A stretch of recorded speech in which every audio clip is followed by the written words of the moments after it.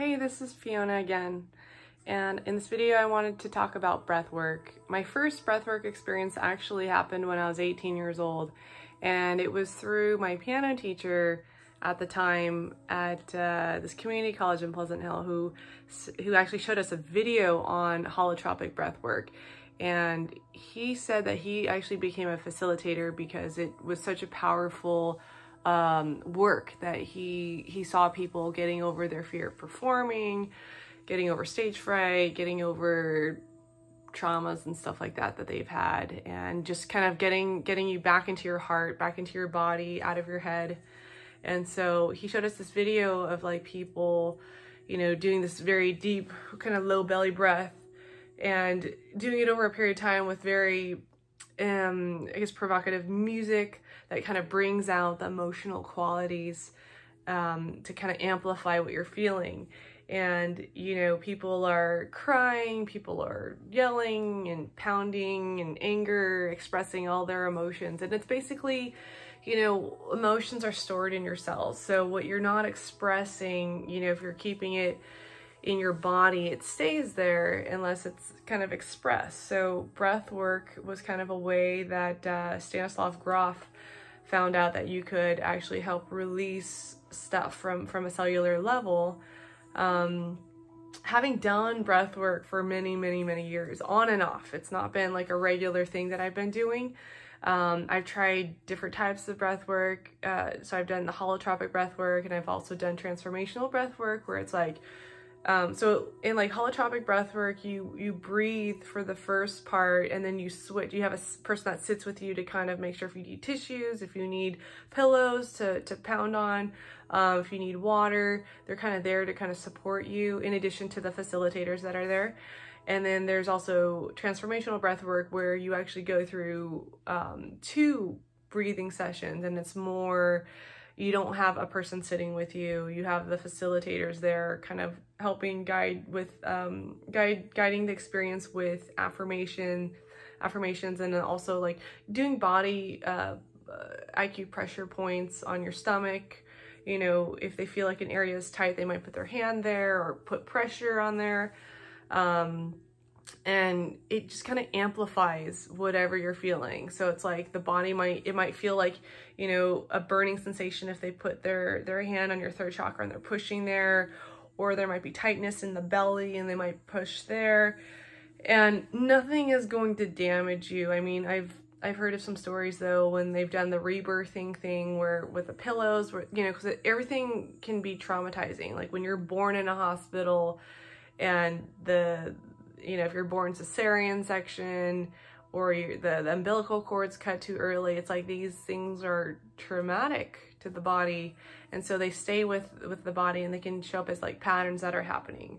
For example, I was a cesarean section baby, and so the tendency is I will get started on projects, you know, and then I will need help finishing them, need help, someone to help me kind of get them done.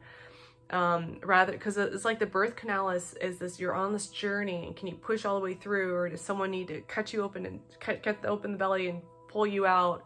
I've also heard stories where, you know, the forceps, you know, where they used to grab babies on the head, sometimes the marks would show up during a breathwork session. So there's a lot of stuff that's on a bodily level that can kind of surface. So you're doing these very deep belly breaths. So it's like and it's all through the mouth. And you do it while you're laying down, because otherwise you would pass out. And it's to kind of really oxygenate the body. I've heard that this is kind of how you can get DMT produced in the body, is by this deep breathing, this deep belly breaths, and this kind of circular breathing. So it's just like inhale, exhale, and you kind of throw away the exhale. Sometimes they'll tap on your chest and be like, take an extra sip up here. You know, don't forget the heart. You want to breathe into the heart. And so like breathing in is kind of representative of breathing in your good. And then exhaling is representative of what can you let go of. So you want to just throw away that breath. Sometimes if you make the breath too pronounced and too forced out, it can actually cause tetany in the body. So it's a tightness in the body. So I remember the first experience I had, it's like my hands were turned backwards like this, and it was just like this painful, like cramping thing in my wrists. And usually it happens, if you slow down your breathing, it can help, but it was just like, I didn't realize how much tension was in my wrists and my hands, my arms, and it's probably from playing piano. But that could be a spot where I hold a lot of tension in. I saw some visions, you know, there were people that were yelling and just crying, and they have little bags in case people are throwing up. That happened, and it was a little bit like, oh wow, but it's like you're throwing up the emotional, I guess that's a metaphor for like you're done swallowing shit, you're done taking shit, and you're kind of purging out that whatever energy is that's in your body. So it's a very cathartic experience. It definitely felt very like getting into my body, very primal, very allowing yourself to feel, you know, because it's like, I don't know, it's just, after that experience, I was just like, wow, everyone's carrying around all those emotions and pent up anger and sadness and grief, and they're not expressing it, they're not able to really process it, so it's staying in the body. And when emotions stay in the body, that's when the body gets sick. That's when you get, like, you know, cancer and stuff. So I've done breath work on and off since I was 18, and you know, sometimes it can get really loud. Sometimes when people are yelling and screaming, it can get really loud, and the music is also loud. So you know, it can be intense. I've seen people, you know, they'll hit their arms on pillows. They'll use their feet and kind of dig into something, into their mat. Sometimes facilitators will hold like a pillow in front of them and be like, okay, punch into this pillow. And they'll just get their anger out. So yeah, you know, usually before you start the session, everyone sits in a circle and says their intention, a little about what's going on. And some people you know, there might be like an altar or something. You can like draw a tarot card, or leave something that's sacred for you. And afterwards, people usually draw on a mandala, you know, whatever kind of visions they've seen or emotions that they felt. And my experiences have varied so widely. I've had experiences that were, you know, really, really scary. Like I remember being on a bed, and it's like the bed's like moving down this dark alleyway, to just seeing like images of people like talking to me, like bad-mouthing me, you know, just all that familial, family, you know, ancestral stuff. It could be people that are currently in your lifetime now or from past. And it could just be an energy that you feel. It could just be an emotion that you're feeling. And, you know, breathwork is just asking you to just breathe through that experience. Don't judge it. Don't try to hang on to it. I mean, yeah, if you're crying, you can't breathe. You have to kind of process the emotion, feel it, and then let it go, but then get right back to your breathing.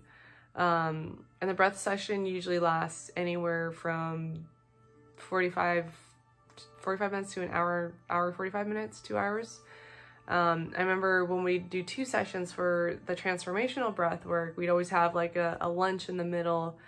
I never fully liked breathing on a full stomach. It wasn't always that fun because it just felt so much work sometimes. But once you get that kind of pattern going of the breathing, it's like, and you feel the energy and the emotions, it kind of drives itself. It's kind of like the experience. You don't really have to work after that. And the session is divided into like the heavy labored breathing part, and then the other half is like the relaxed, normal breathing part, where you're kind of integrating everything that's happened earlier in the session. So this is when the music quiets down. But in the first part of the breathwork session, there's definitely like, you know, it starts off slow, and then it gets faster, it gets more intense, and then it kind of drops off. And that's when people can kind of, you know, pull their covers up, you know, and just kind of relax and just feel what they're feeling. But the first half is definitely the intense part.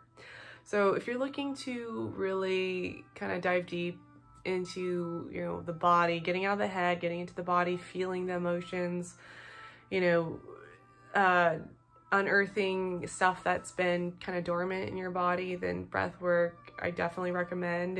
There's no drugs or anything involved. It's just breathing, and it's pretty powerful because the indigenous people would always use breath as a form of like altering your state of consciousness. So I think it's pretty amazing that you can do this. And you know what, I like doing it with a group of people because you can be loud and feel your emotions, and you know, you're not like going to bother your neighbor or your housemates or anything like that. So I think that it's good to have a separate space. I mean, you can do breath work on your own, but you have to play music, and there's, you know, whatever emotions are arising, you gotta feel them and release them. And I don't know, I think that having facilitators helps keep the space safe, and also so you can fully let go. So no one's going to distract you or come in your room or anything like that. It's just gonna be a safe space for you to completely let go.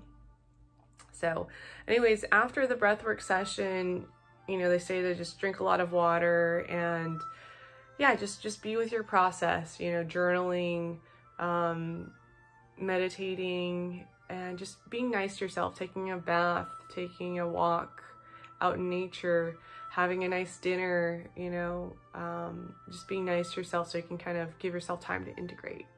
So thanks for watching.